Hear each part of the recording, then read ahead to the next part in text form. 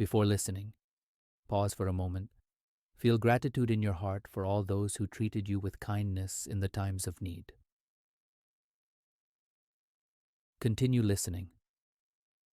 One fine day, on my way back to home from work, a piece of paper tied to an electric pole caught my attention. It had a small note written on it. I got curious and went closer. The note read, "Please help. I lost Rs 50 somewhere on the road. My vision isn't great. The finder may please give it back to me at this address."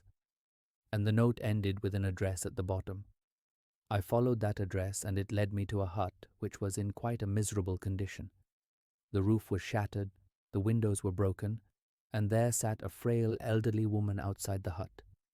As she heard the footsteps approaching, she inquired, "Who is it?"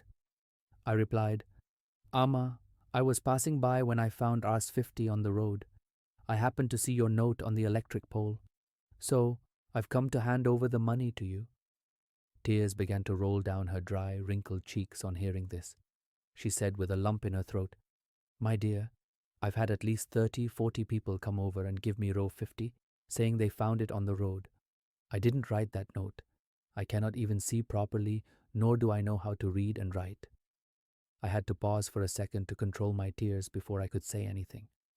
Then I smiled and said, "It's absolutely okay, Amma. You please keep this." She asked me to tear that note off on my way back.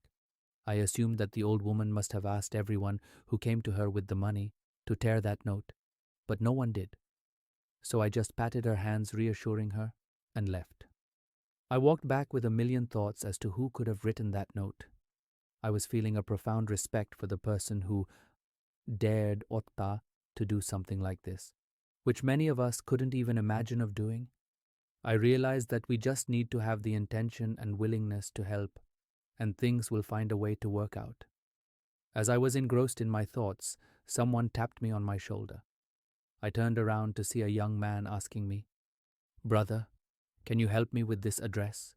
I found a 50 rupee note on my way. I wish to hand it over to the owner." My heart soared and I felt a sense of connection to this young man and to all those who had come before me. It felt like we were all part of one big family.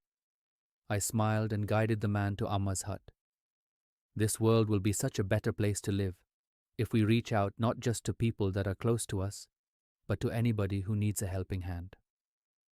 The willingness to be a beginner, to be an initiator, is what will actually make a difference. We cannot change the way anybody else thinks or what they choose to do, but we can certainly do our bit. Let's do our bit and lighten someone's burden whenever we get a chance. The eternal truth is that he who is continually giving will never be empty. Share your plenty with those who cannot afford it, as generosity is our natural condition.